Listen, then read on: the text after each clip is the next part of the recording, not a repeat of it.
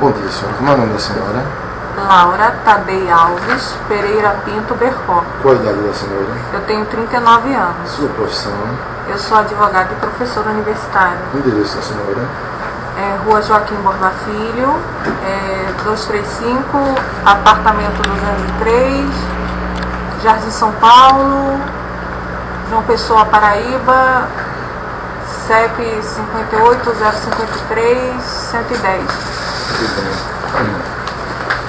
Agora a senhora vai ser interrogada judicialmente em sede de instrução da queixa crime aviada pelo senhor Ricardo Coutinho, e a senhora tem o direito de permanecer em silêncio, tem também o direito da absolvição dos fatos, e caso se confesse, tem o benefício em caso de eventual sentença condenatória futuro, o benefício da atenuante genérica da confissão espontânea. Certo. Fazendo pergunta, é verdade que a senhora fez menções em sede da Rede Mundial de Computadores a fatos que denegriram a imagem do querelado, fatos esses de cunho caluniosos, difamatórios, injuriosos. E eu faço um pequeno resumo desses fatos, como, por exemplo, pelo acusado de ser o mandante do assassinato do Bruno Ernesto, também de ter influência ou integrar de algum modo direto ou indireto um projeto de explosão de bancos e tráfico de armas e drogas no estado da Paraíba, em que Sebastião Ribeiro Coutinho teria sido assassinado pelo grupo político do deputado Doda de Tião, que é da base do governo, e que tem como integrantes a quadrilha o cunhado e irmãos, no caso do deputado, inclusive o irmão do senhor Ricardo Coutinho, Coronel Coutinho, secretário de Segurança, o filho dele, além também de ter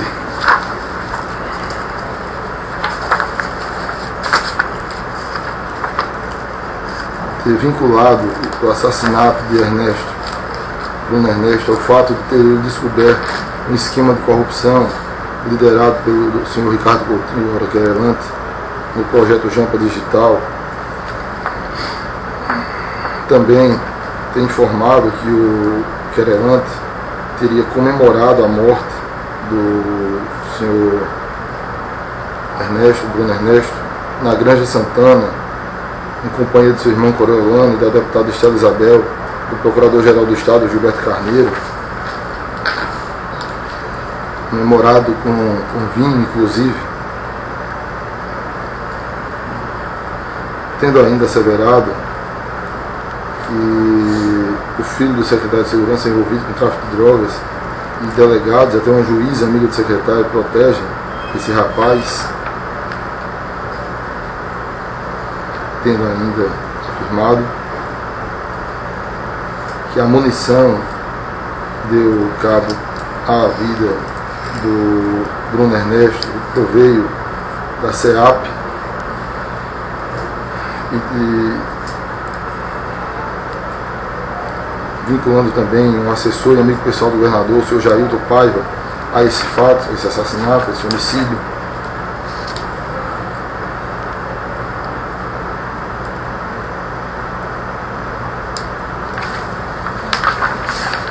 Esses fatos, que a senhora realmente asseverou esses fatos em rede social, senhora? Isso é verdade? Excelência, eu tenho um blog, o Eparrei, desde 2015, desde 11 de junho de 2015, porque em agosto eu saí do Conselho Estadual de Direitos Humanos, já prevendo a minha saída, e eu tive a intenção realmente de criar esse blog como garantia de vida. Justamente porque quando eu estava no Conselho de Direitos Humanos, eu fui procurada por pessoas ligadas à família de Bruno Ernesto e de Sebastião, que me narraram justamente o envolvimento do querelante com o assassinato de Bruno Ernesto e com a ligação justamente do irmão do querelante, o senhor Coriolano, com essa quadrilha que explode bancos. É tanto que eu, na condição de conselheira, peticionei ao Procurador-Geral da República para analisar o pedido de federalização que deu origem a esse procedimento preparatório de incidente de deslocamento de competência, que é a federalização, que se encontra em Brasília. Isso é um inquérito, senhora, doutora? Isso é. A senhora tomou conhecimento desses fatos, então, por intermédio de quem? Os familiares das vítimas? Eu fui procurada, ainda enquanto conselheira de direitos humanos, em 14 de novembro de 2013, pela senhora Edilene, que esteve aqui. Em 2015, eu ainda fui procurada na condição de conselheira por pessoas ligadas à dona Inês, e depois eu fui apresentada a ela também, na mesma época, que também esteve aqui, a mãe da vítima, que disse ter certeza que foi ele, Bruno Ernesto. Uma é a mãe de Sebastião, que eu fui procurada em 14 de novembro de 2013. É tanto que a partir de então, na condição de conselheira de direitos humanos, eu passei a acompanhar o caso, e eu sempre a acompanhei como conselheira e depois como advogada também, certo? Aqui em vários depoimentos. E depois também, nesse mesmo período de 2015, eu fui procurada por pessoas próximas a Bruno Ernesto, a familiares de Bruno Ernesto, depois pela própria mãe, e isso gerou uma petição ao Procurador-Geral da República para analisar o pedido de federalização, que deu origem justamente a esse processo que está aqui em Brasília, certo? Eu me retirei do Conselho de Direitos Humanos em 2015, por questões que eu não vou dizer aqui, porque senão eu não vou citar nomes, mas já começou a haver cooptação lá dentro, me retirei.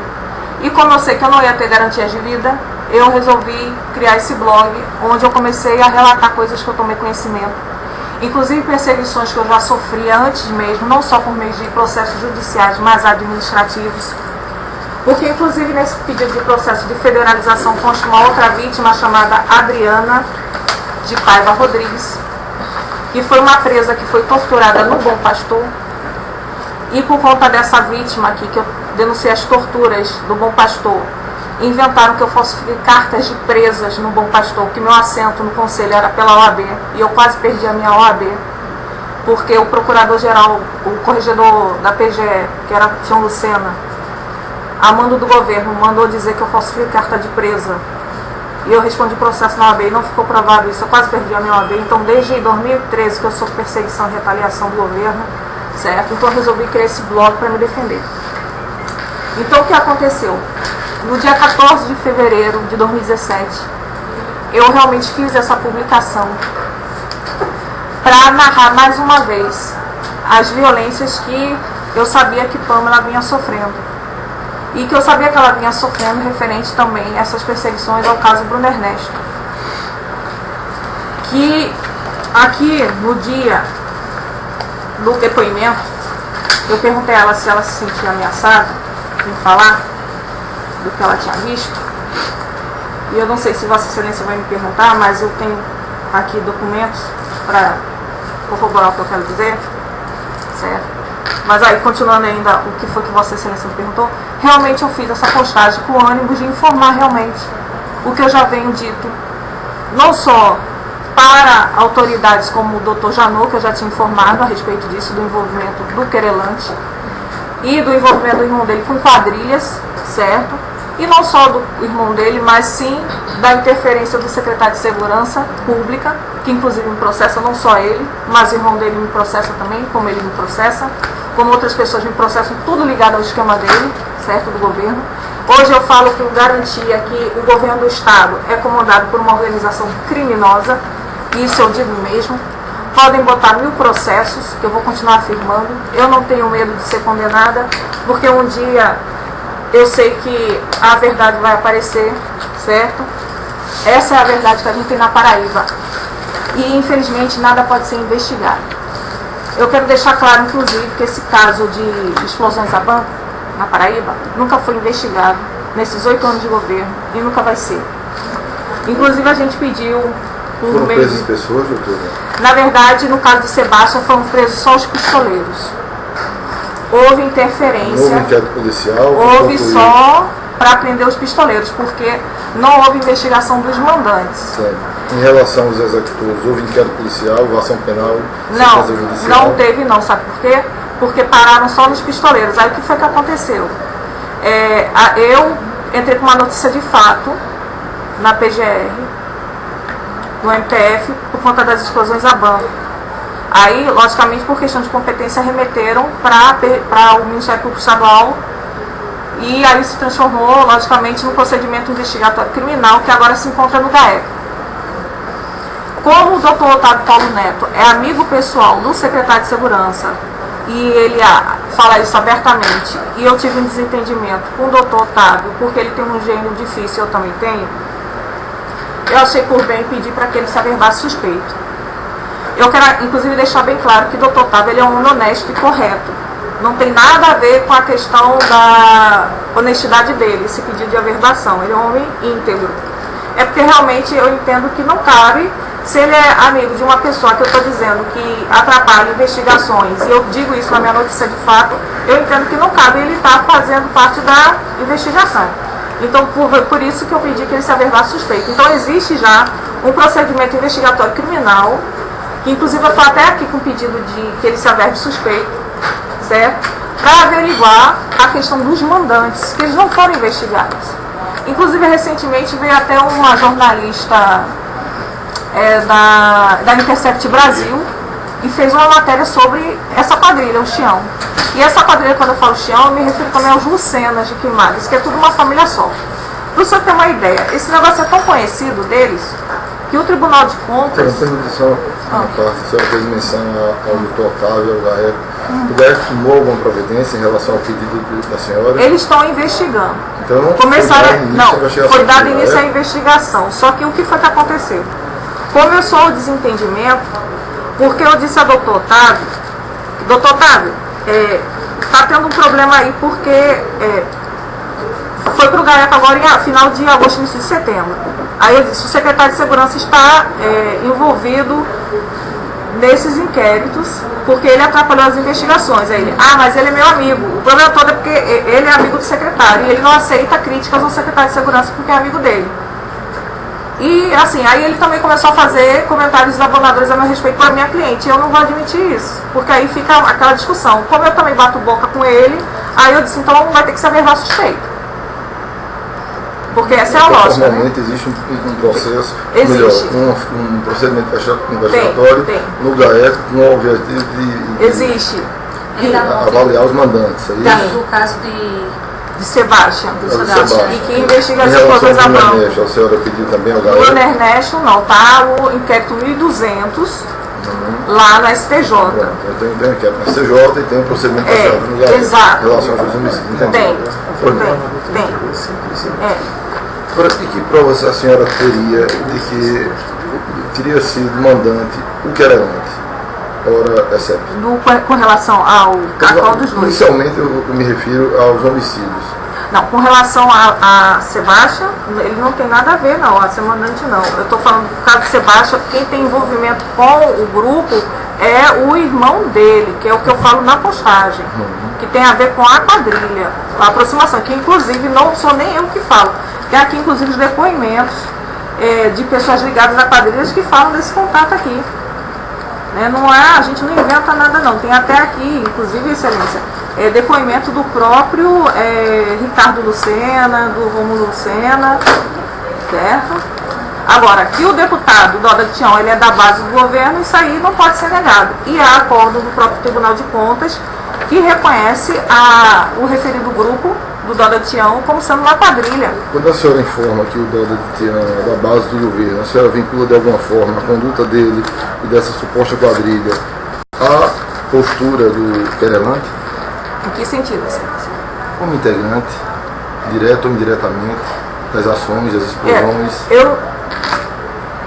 Sim, porque ele protege, porque inclusive a senhora Edilene, ela esteve numa reunião com o próprio secretário de Segurança e com mais de um conselheiro. Ela citou o conselheiro Marinho Mendes, acompanhando uma das reuniões que esteve, porque nem todas as reuniões com o secretário de Segurança participei. Sim. E ela disse que, para tratar desse assunto, e ela disse que o secretário de Segurança confirmou com ela, na presença do delegado Marcos Paulo, que ele afirmou que recebeu ordens do Palácio do Governo, do próprio governador, a pedido do irmão dele, para perseguir a vítima Sebastião Ribeiro Coutinho, a pedido da própria senhora Edilene e do senhor... Quem é a senhora Edilene? Foi aquela senhora que chega aqui. Falso testemunho, senhora. É a mãe do... Entendeu? Entendi. E aqui o que a senhora me traz tem até inclusive de informação fática é respaldada na palavra das mães das vítimas, é isso? Não, tem também aqui conversas de pessoas de Queimadas, certo? E confirmam o envolvimento do próprio querelante com as pessoas de Queimadas. E há também depoimento do próprio senhor Rômulo Lucena, que confirma que o senhor Coriolano Coutinho frequenta a residência deles e no dia do tal assalto forjado ele estava presente, só que ele não estava em inquérito como vítima, que foi esse assalto forjado que serviu como motivo para a perseguição de Sebastião. Deixa eu só localizar aqui, se for assim, interessante, né, para cá. Deixa eu só ver aqui. Aqui é o acordo do Tribunal de Contas, que fala que eles são envolvidos até com explosões a banco, entre várias denúncias, entendeu? Não tem nada que a gente vê. O problema é que não houve interesse realmente da Secretaria de Segurança. Eu fiz várias petições para o senhor secretário de Segurança para investigar essa quadrilha, certo? Só que também o relacionamento não é uma exceção da verdade, ela não é uma ação penal que visa a condenação do autor do fato. Ela visa a prova de que o fato é verídico. Isso é um incidente processual que fica dentro do processo principal, que é o processo da ação penal privada, que é a queixa-crime, que o querelante é autor. Então, o que eu queria que a senhora me dissesse exatamente é que meios de prova a senhora tem para fazer esses links, além de ter ouvido dessas pessoas. Porque provar que não mentiu é a incumbência da senhora agora, né, na instrução criminal. Eu vejo que a senhora diz aqui que ouviu da sua publicação, um trecho também que é pertinente seja lido, para fundamentar a pergunta que eu vou fazer à senhora, que ouviu da própria Pâmela, que desde o final do ano de 2011 e início de 2012, o governador do estado estava com muita raiva, conforme ela pôde ouvir em conversas telefônicas, sobre o fato de Bruno Ernesto ter descoberto em cima corrupto de Jampa Digital. A senhora ouviu o que está a senhora Pâmela? Ouvi, e não só dela, como também de outras pessoas para quem ela repassou essa informação. O próprio senhor daquele processo, o senhor Valber Virgulino, inclusive, me procurou, que inclusive foi um delegado super perseguido, que ele vai prestar depoimento sobre isso, que é um dos nomes que Dona Inês não quis dizer, mas foi ele que me confirmou que quando ele foi secretário da SEAP, que inclusive esse dado eu já passei para o próprio NCAP, tudo que eu sei eu informo ao Ministério Público, eu não guardo para mim porque eu não sou baú, certo? Aí eu informei que ele foi quem me disse, Laura, quando eu estava na SEAP, eu tive a informação de que essa munição, quem retirou foi Jailton Paiva, assessor pessoal do governador. Só que aqui eu não falo. Houve alguma perícia para comprovar que a munição que se for a vida do Bruno Ernesto veio da SEAP? Teve. Quem fez essa perícia, quem fez foi o GAECO, que foi o Dr. Otávio Paulo Neto, que solicitou, depois que a família da vítima foi procurada por um policial e disse que aquela arma não era usada, era uma arma que é própria de policiais. E aí a família foi até o GAECO e solicitou. E o doutor Otávio, como a própria mãe mostrou aqui com o documento, quando ela trouxe, ela tem aquele material, ela trouxe, ela provou que o doutor Otávio requisitou o estudo da arma e o estudo da munição. E o doutor Otávio teve a resposta que a munição foi da SEAP, de um lote com mais de 12 mil munições, e que metade foi extraviada, uma boa parte, e a arma foi acautelada para um senhor que é terceiro sargento chamado Marcelo Braga. Marcelo alguma coisa Braga, que eu não estou lembrada agora o nome todo. Certo? Esse policial nunca foi punido. E a perícia que vincula a arma ao projeto encontrado? A perícia nesse sentido? Tem, do próprio GAECO. A arma está apreendida no GAECO? Aí essa parte, se está no GAECO, não está no GAECO. Essa arma foi periciada, doutor? Essa arma foi, né, para ele saber. Tem que ter tido perícia, né? A arma provavelmente está apreendida. A senhora juntou essa perícia à sua resposta na ação privada ou na exceção da verdade? Agora de cabeça eu não lembro, sim. Mas eu sei que foi feita essa perícia, sim, porque a mãe da vítima, ela disse que ela tem essa documentação todinha que foi feita pelo GAECO. senhora não tem certeza de ter juntado essa Não, não perícia? tenho não, Excelência. Eu sei que realmente esse documento é oficial do GAECO. Que inclusive ela disse que o doutor Otávio ele teve essa resposta em 6 meses. E isso é fato público notório, porque ela inclusive divulgou isso na imprensa. E aí o que eu soube com relação a isso, porque ela tem um procedimento no NA. Pronto, o senhor está vendo esse material que eu passei para o senhor agora, que eu fui prestar esse depoimento aqui do NCAP. Nesse procedimento aqui que eu fui prestar, que tem o nome Bruno Ernesto, é que eles estão justamente investigando a questão da arma do policial. Que aí foi que eu fui falar a respeito o que eu tinha sabido por parte de Valber Virgulino, entendeu?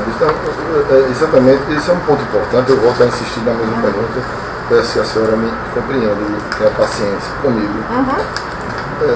Se isso está sendo objeto de investigação, essa arma provavelmente foi apreendida. A senhora disse que há perícia, é isso? Foi feita a perícia porque se eles descobriram que pertencia a esse senhor, foi a cautelar dele. A senhora não pediu cópia dessa perícia para se municiar, se precaver? Para botar em processo, não. Porque essa parte eu consegui, porque foi a parte que eu prestei depoimento.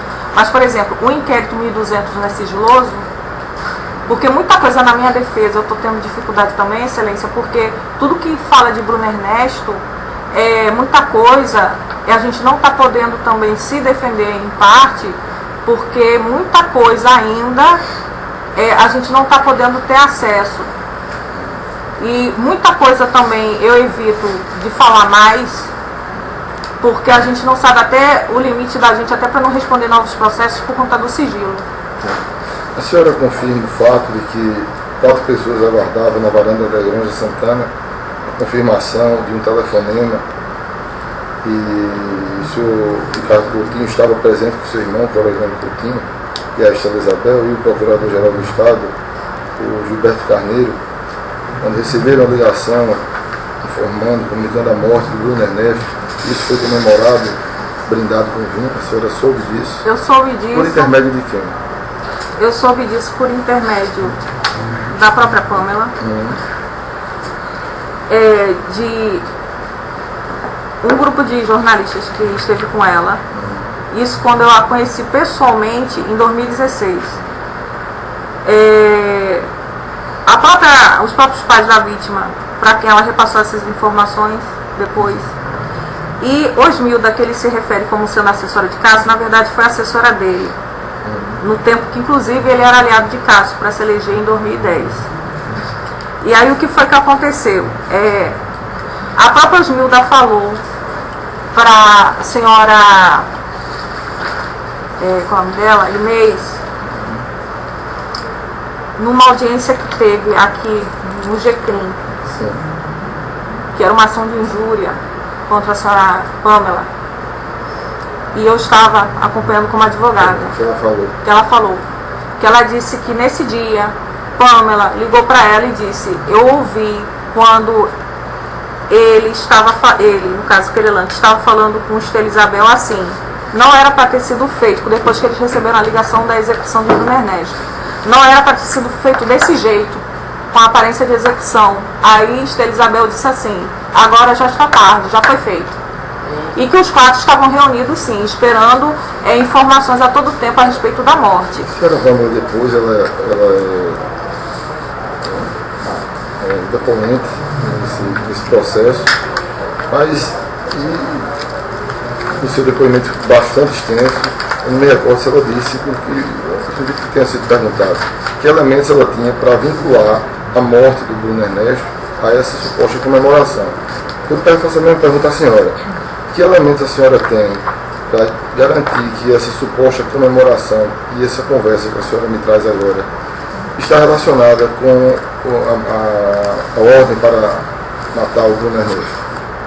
Veja só, quando eu fui procurada no Conselho de Direitos Humanos em 2015, eu fiz, como eu falei para o senhor, eu fiz um pedido, uma petição para Dr. Rodrigo Janot em julho, no início de julho de 2015.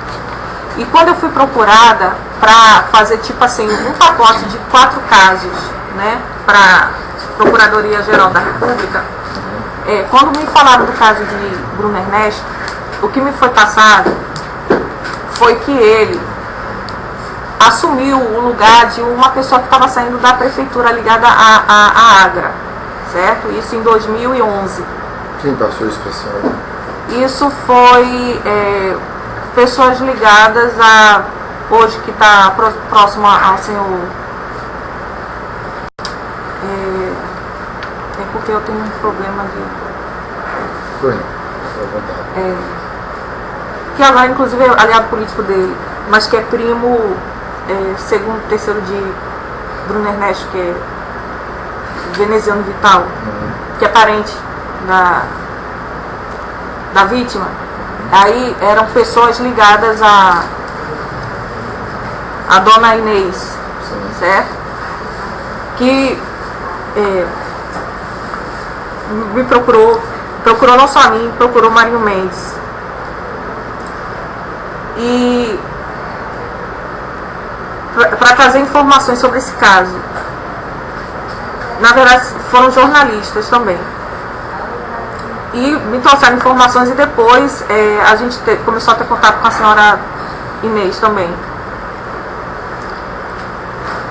E o que foi passado foi que o senhor Luciano Agra precisou de uma pessoa para ficar também fazendo uns trabalhos de informática e ia sobrar uma vaga na prefeitura. E esse rapaz, o Bruno Ernesto, ele era muito bom nessa parte de computação. O senhor Luciano Agra, ele ficou sabendo que ele estava sendo hackeado. Certo? Ele estava sendo hackeado. E as informações que ele digitava no computador dele, tudo ficava sendo de conhecimento do grupo político do senhor Querelante. Certo? Eu sei que ele começou a fazer investigações e começou a descobrir o esquema de desvio de jampa digital, não só porque ele começou a ficar preocupado com a questão... A senhora se refere ao senhor Luciano Agra? Quem começou a fazer as descobertas foi o Bruno Ernesto. Sim. Porque ele começou a ficar preocupado, porque no setor que ele trabalhava, ele começou a ver a questão dos equipamentos, questão de equipamentos obsoletos, e começou a fazer também umas investigações a pedido do próprio Luciano Agra. E começou a descobrir desvios. Só que também há outra informação que a mãe dele não quis dizer e que está em investigação lá em Brasília, e aí ela tem receio de adiantar algumas coisas das investigações, porque parece que a questão não é só com relação a desvio de dinheiro, mas tem coisas muito mais pesadas que envolvem o grupo político do Querelante, que diz respeito também a tráfico de drogas, certo? E aí ele tinha muitas informações. E ele acabou sendo morto por queima de arquivo. Uma semana antes dele morrer. Você sabe me dizer, fazendo uma parte na fala da senhora, como conseguiu o Bruno Ernesto ter informações de envolvimento do Querelante com o tráfico de drogas? Esse Jailton Paiva, que é assessor pessoal dele, na verdade ele é conhecido no meio político como fornecedor de tráfico de drogas. Sim, mas eu pergunto sobre o link entre Bruno Ernesto e essa informação tão grave de ser um governador do estado envolvido com um grupo de traficantes de drogas. Como chegou ao conhecimento do Bruno Ernesto? Você não sabe esclarecer esse ponto? Como chegou ao conhecimento? Sim. Ele teria investigado, rastreado isso nas investigações que ele teria feito. Foi isso que inclusive Dona Inês me comentou. Que tipo de investigações? Ele era do setor de TI, do município? Mas ele teria obtido essas informações também. Olha, eu não sei se eu conseguiria localizar aqui, mas eu tenho um áudio de um jornalista que inclusive informa como é que o assessor pessoal dele faz a questão toda de tráfico. Inclusive, excelência, eu já fui na Polícia Federal, junto com a senhora Pâmela, informar até que a gente corre risco de vida, certo? Inclusive da parte desse senhor Jailton Paiva, que é um traficante conhecido, certo? Que inclusive está me processando para ver se eu calo a boca. Eu não vou calar a boca. Inclusive eu quero deixar registrado aqui que se eu morrer ou levar uma pisa, só pode vir desse grupo aqui, certo? Eu já fui à Polícia Federal, junto com a senhora Pâmela, informar inclusive isso. Esse senhor Jailton Paiva é um traficante conhecido, certo? E essas são as informações que eu estou passando para o senhor, que foram as que me chegaram. Agora, como Bruno Ernesto conseguiu descobrir isso por meio da TI, eu não sei. Eu sei que a mulher dele, a esposa dele, até pouco tempo, ela era assessora da senhora Estela Isabel. E, inclusive, a própria mãe dele desconfia que a própria ex-mulher dele passou informações na noite do crime para facilitar o assassinato. É porque essas informações estão lá foram prestadas lá no inquérito 1200. Tem outro ponto que eu gostaria de ouvir da senhora com a explicação e esclarecimento.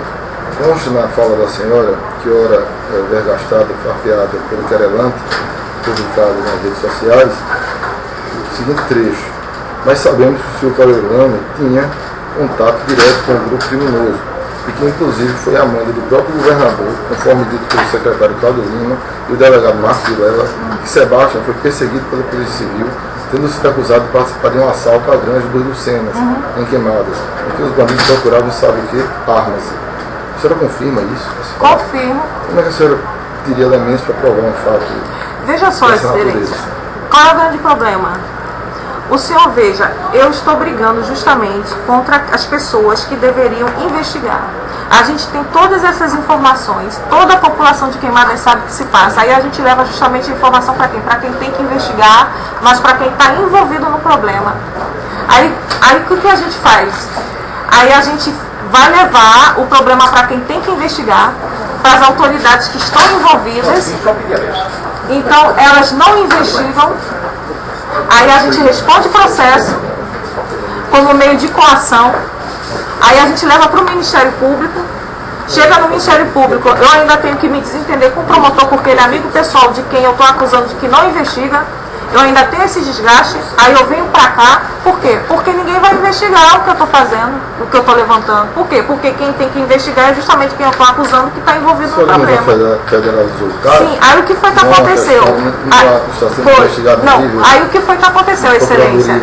O processo levou, esse processo, a gente está com um problema nesse processo da federalização, porque não são 4 inquéritos. Sim. A gente já foi lá falar com o Procurador-Geral de Justiça para entender por que um ofício da PGR para enviar esses 4 inquéritos, esse ofício demorou quase 1 ano e meio dormindo na gaveta para mandar os 4 inquéritos. Então, quer dizer, a gente perdeu quase 2 anos para pedir para analisar o pedido de federalização. A sorte é que a mãe da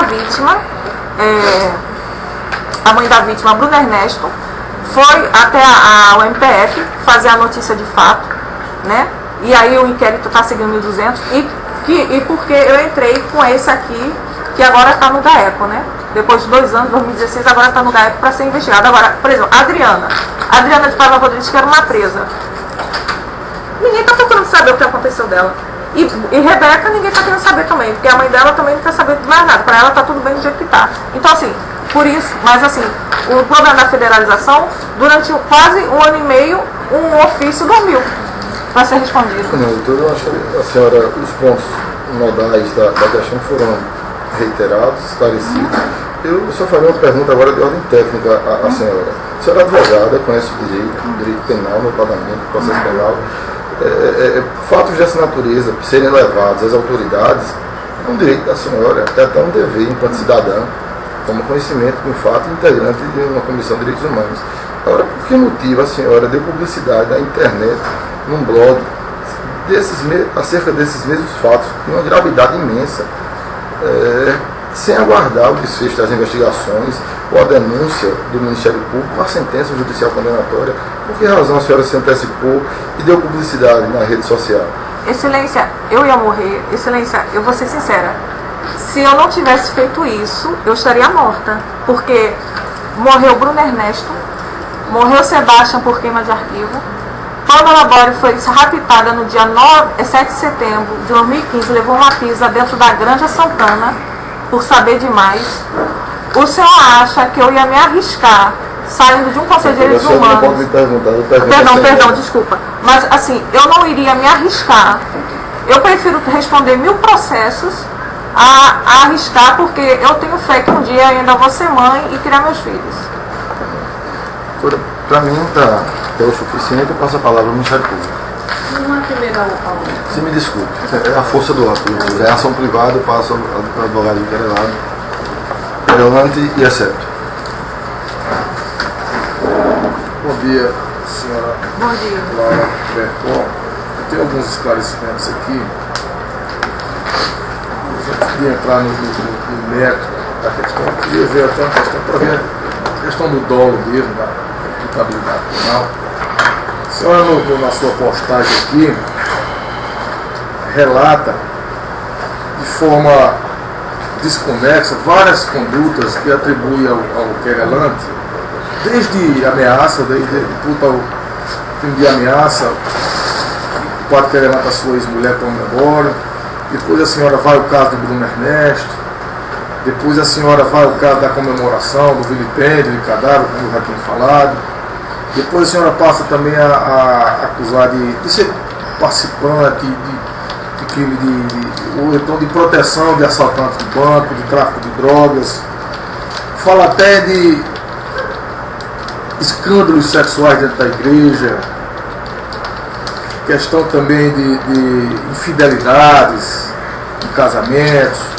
Então é uma série de declarações nessa postagem, desconexas e descontinuadas, certo? E depois volta ao caso do Bruno Ernesto.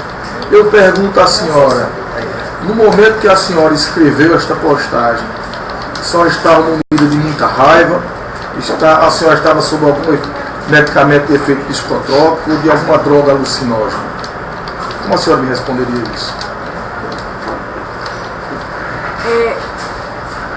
Veja só, eu não tomo drogas, eu não bebo, eu não fumo. Eu sou uma mulher que a minha vida é do trabalho para casa e da casa do trabalho. Para o senhor ter uma ideia de como é a minha vida, desde que começaram esses escândalos, eu estou tendo uma vida mais ou menos. Eu deixei o conselho. Meu último relacionamento, inclusive amoroso sexual, foi em março de 2015. Então nem beijar, eu beijo desde 2015. Então eu não fumo, não bebo. Então eu não sei nem por que você está perguntando isso. Eu não tomo remédio. Mas eu sei por quê. O senhor pode estar questionando porque realmente eu estou fazendo tratamento para depressão, porque eu acho que não é normal uma pessoa estar sendo massacrada do jeito que eu estou perseguida e aguentar isso tudo, porque desde então eu já perdi meu emprego por perseguição, né? Inclusive eu sou objeto até com a mídia paga pelo dinheiro público da gente, né, do governo. Eu consegui essa proeza de perder meu emprego depois de quase 10 anos aqui no NIPE, né? Porque eles inventam um bolo de mentira com meu nome. Mas quando eu escrevi isso aí, eu estava bem lúcida, certo? Eu não estava. Mas a senhora... Eu também não estou entendendo só uma coisa. Eu não estou acusando ninguém de traição e eu também não entendi o vilipêndio ao cadáver, porque eu não acusei ninguém de vilipêndio ao cadáver. Não, é porque ele está dizendo que vilipêndio, eu não estou entendendo o vilipêndio. A comemoração da morte de alguém é ultraje, é um desrespeito aos mortos, então... Não, é porque aí eu teria que me defender. Isso é mérito, mas então a senhora alega que toma medicamento de uso contínuo, né, para depressão. Veja só, depressão é um estado que eu me encontro atualmente porque eu realmente estou deprimida. Porque não é normal a pessoa estar passando uma perseguição do jeito que eu estou pelo governo atual, né? Como eu falei, eu estou enfrentando uma ORCRIM que está no Estado, no governo do Estado. Eu estou falando que um governador mandou matar uma pessoa porque ele mandou matar uma pessoa. Eu, inclusive, estou respondendo por calúnia por isso, né? Que ele diz que eu estou caluniando sem estar, que ele mandou matar uma pessoa, né? E eu vou sempre dizer isso, mesmo que eu seja condenado, que ele mandou matar uma pessoa, que ele mandou bater na mulher dele, certo? E vou sempre afirmar isso. Eu nunca vou dizer que ele não fez isso. Certo? Inclusive, eu só peço até que seja assim, feito assim, respeitar o limite ético e que não coloque mais palavras do que eu disse, porque eu nunca falei em vilipêndio ao cadáver. Isso é mérito. Não, isso não é mérito. O senhor está dizendo que eu falei em vilipêndio ao cadáver. Quando foi que eu comemoração falei assim? de morte. Mas isso não é vilipêndio ao cadáver. Vamos entrar nos fatos. O fato é o mais importante. Mas é porque ali a questão que envolve o governador é só a questão do apoio dele a grupos que explodem banco, e Bruno Ernesto. Aí ele fica fazendo Não, mas e sim, é a comemoração. Mas ele está colocando questões para expor a minha vida pessoal aqui que não tem necessidade. Não. Ele perguntou se eu uso drogas, eu não uso drogas. Meio de defesa, entendeu? Pergunta, Se eu escrevi isso quando eu estava. Doutora, entendeu? ele perguntou se naquele momento a senhora estava sob algum efeito Não, psicotécnico. não. Ou não, doutora? Estava lúcido, então pode continuar, doutora. Vamos aos fatos. A senhora também traz como razão dessas acusações desse blog, como meio de defesa da senhora, da sua própria vida, porque eu senti, inclusive, perseguida pelo governo, pelo querelante, certo?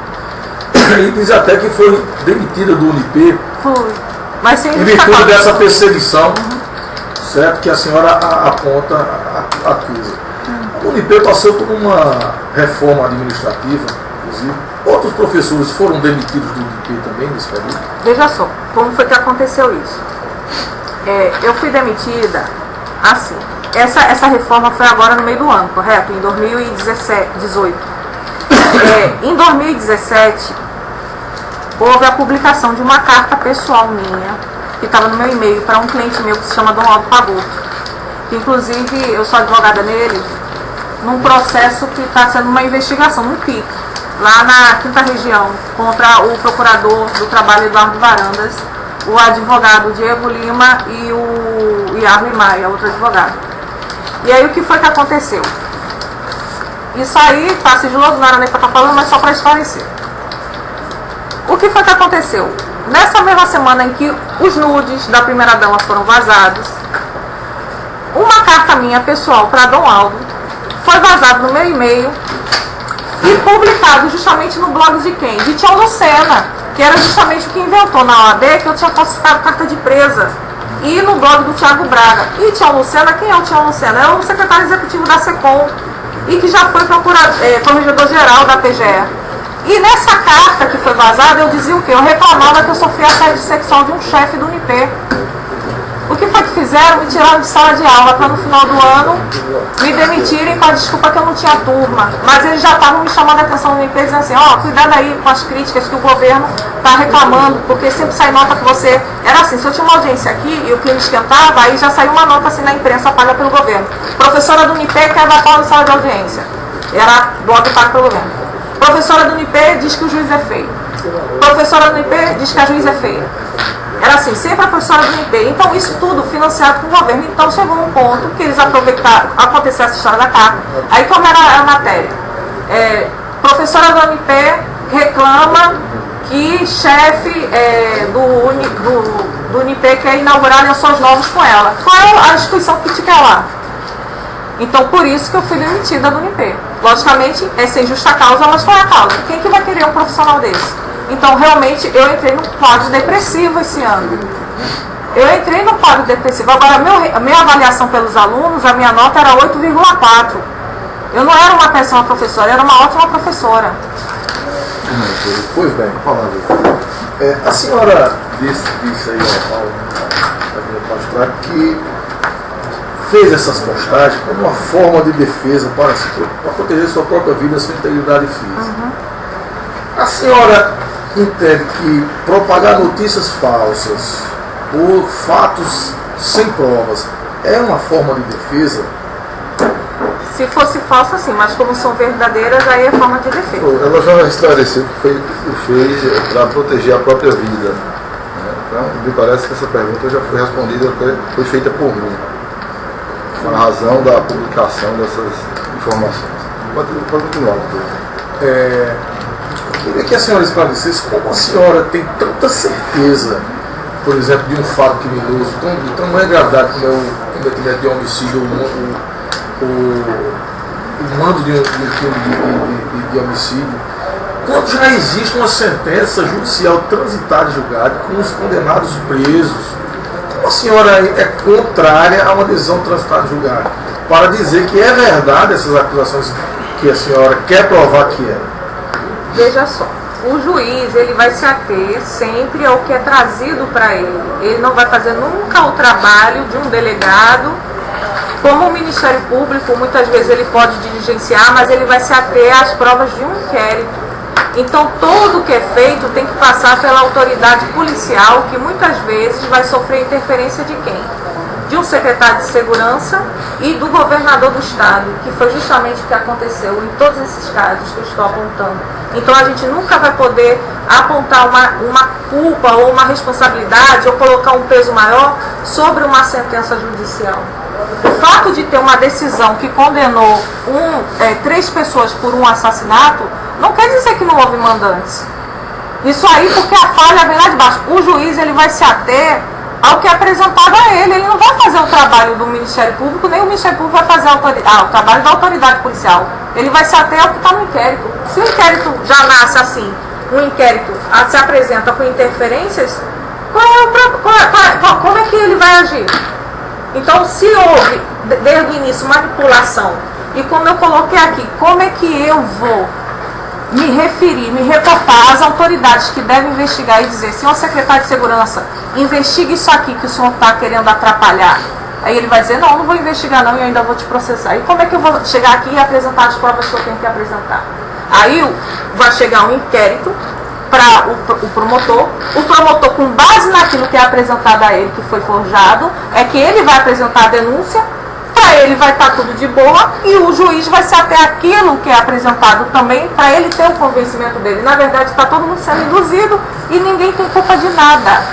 A culpa é das autoridades que devem fazer um trabalho isento de investigação, que muitas vezes também são coagidas, como no caso da Operação Cartola, que a gente está vendo agora, que houve perseguição de delegados que não estão podendo trabalhar, que estão sofrendo retaliação justamente porque querem investigar e não estão podendo, estão sofrendo perseguição do senhor governador também.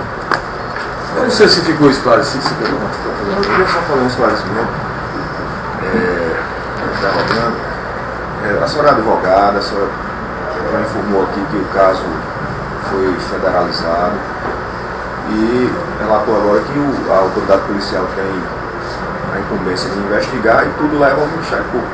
Eu entendi bem, a senhora está dizendo que o Ministério Público, nesse caso, também se omitiu a sua atividade que o próprio Supremo já identificou como possível a capacidade investigadora do Ministério Público, a autonomia do Ministério Público. A senhora está descartando isso como advogado nas suas colocações? Estou dizendo que o Ministério Público foi induzido a erro, certo? Que são coisas diferentes. E eu deixei isso bem claro agora, que o Ministério Público recebe o inquérito do jeito que ele é produzido, às vezes sem perceber a intenção das autoridades de manipular. Ora, sou só um secretário de segurança.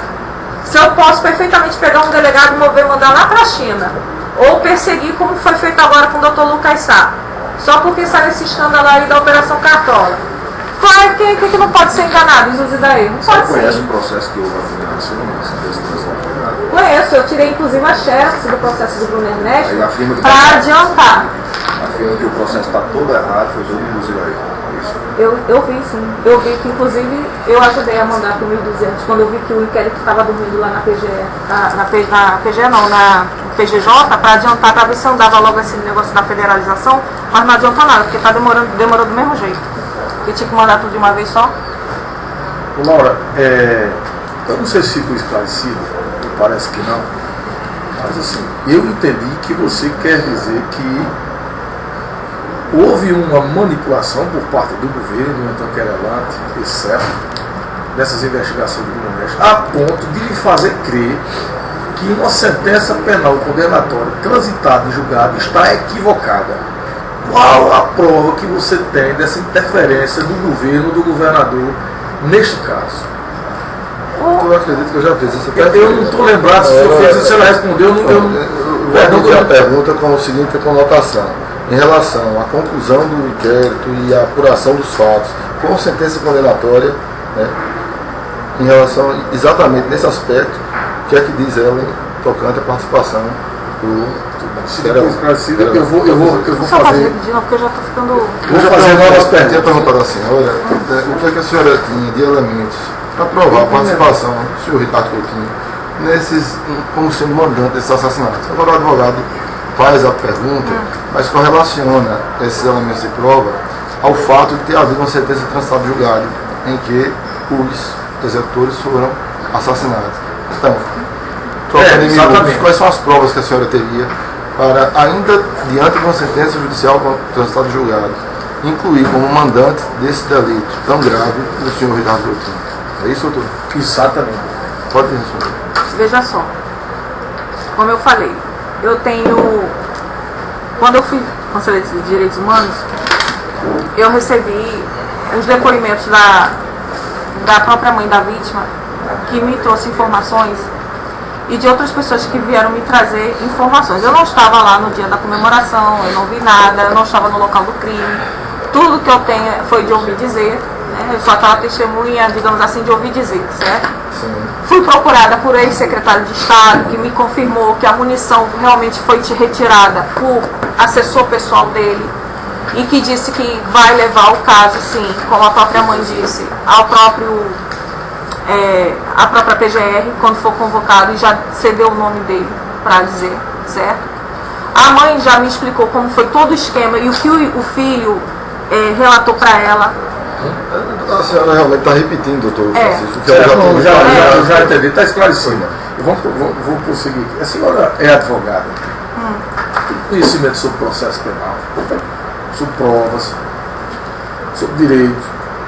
E a senhora, na sua postagem, relata pessoas também que a senhora acusa de estar direto ou indiretamente relacionada ao crime do manejo, como o Jailton, que a senhora falou, como o Marcos Bragas, que é o detetor da arma, da munição. Na verdade, eu errei o nome dele, é Marcelo. Marcelo, tudo bem, Marcelo, que era o dono da arma, que vendeu a arma, que tinha a munição, certo? E a senhora também disse que tem conhecimento da própria sentença transitada de julgado, que tem os executores presos, portanto a senhora sabe o nome, o endereço e tudo. Eu pergunto à senhora, para a senhora provar que a senhora está dizendo a verdade, tanto é que a senhora trouxe a sessão da verdade, por que em vez de arrolar essas pessoas que estavam relacionadas diretamente ao crime, estavam inclusive na cena do crime uns, e outros eram quem prestou a arma, vendeu a arma para isso, por que em vez da senhora arrolar essas pessoas com suas testemunhas, para corroborar com a sua tese que a senhora defende, em vez da senhora rolar essas pessoas como testemunhas, por que a senhora rolar pessoas inimigas do governador, pessoas que não poderiam sequer ser ouvidas em juízo como testemunha, e uma outra terceira pessoa, que inclusive eu levantei o crime de forte testemunha aqui, lá dentro, porque a senhora, em vez de trazer essas pessoas a juízo para provar as suas alegações que a senhora tanto defende, a senhora arrolou pessoas que são inimigos do governador. Uma que o senhor fala que é falso testemunho é a mãe da vítima, Sebastião.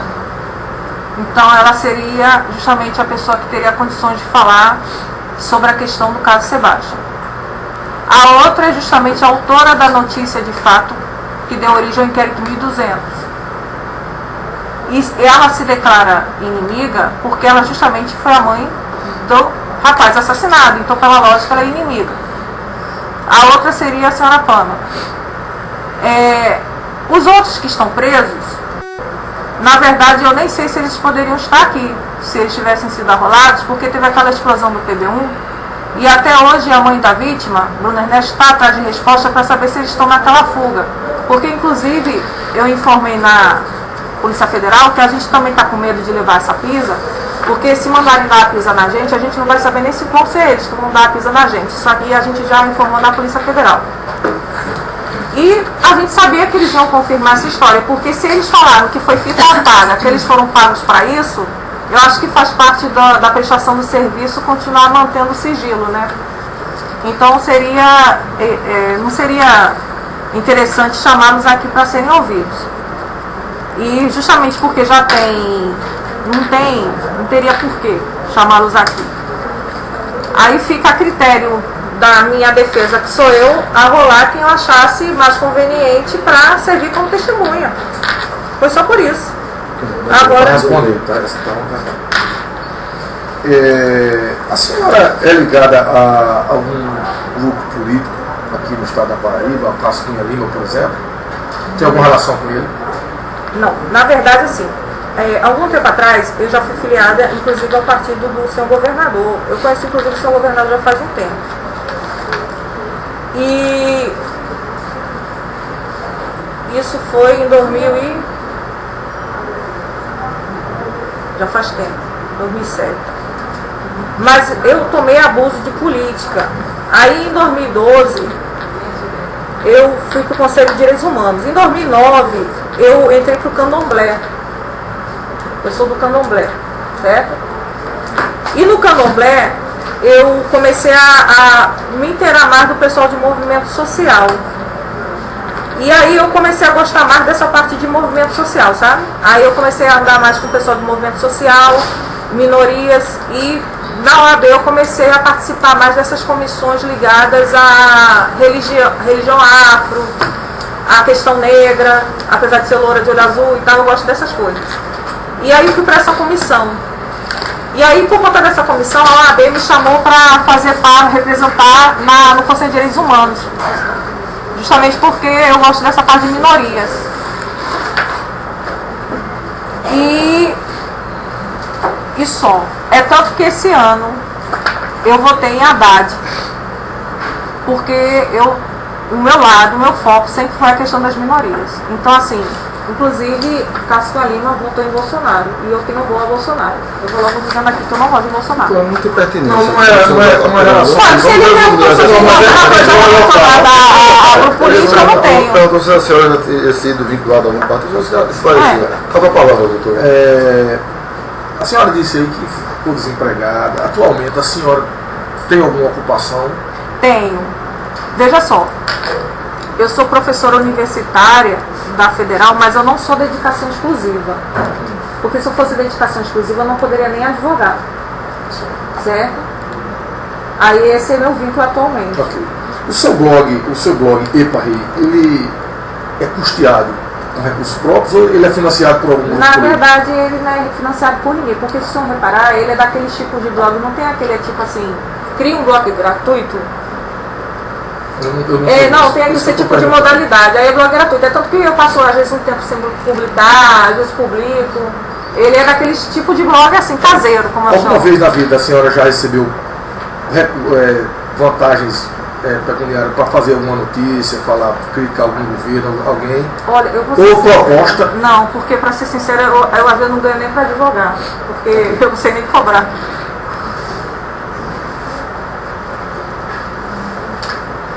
A senhora tinha dito aí que... Eu vou fazer minha última pergunta, Excelência, que eu acho que já foi bastante secado, mas essa é a última pergunta que eu tenho a fazer. A senhora traz como motivação das acusações que a senhora traz aqui, o governador, inclusive, queria provar que é verdade, através dessa objeção da verdade, que o motivo era as declarações, unicamente as declarações de Pâmela, pelo que eu entendi, que teria dito e tal, que devido a supostas corrupções no programa Japa Digital, que o Bruno Ernesto sabia e que possivelmente ele teria sido apagado, executado como queima de arquivo e algo mais ou menos desse tipo. Ocorre que, na oitiva da mãe da vítima, né, ela disse aqui, perentoriamente, que o filho trabalhava no setor técnico, que não tinha conhecimento sobre nada de corrupção e que as únicas reclamações que ele trazia em casa sobre o programa Japa Digital seria a falta de um equipamento que não tinha como ele trabalhar.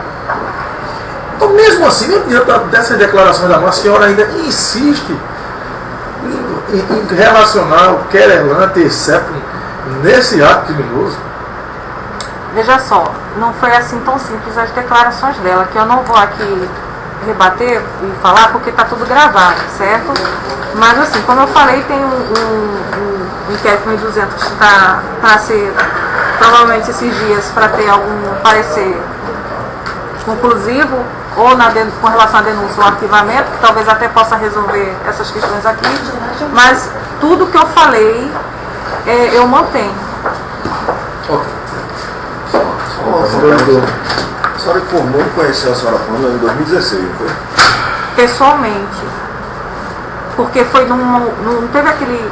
Foi um programa que teve Intrometidos, foi quando eu a conheci pessoalmente. Mas antes disso conhecido, por mensagem? Não, eu a vi pessoalmente. O primeiro contato que a senhora teve com ela? Não, o primeiro contato pessoal com ela foi no Intrometidos de 2016, que eu fui falar sobre o caso de Dom Aldo. Mas teve uma vez num evento público, num dia 7 de setembro, que foi de 2014, que eu a vi de longe, que foi para reclamar do caso Sebastião. Aí ela estava de longe, mas eu não falei com ela.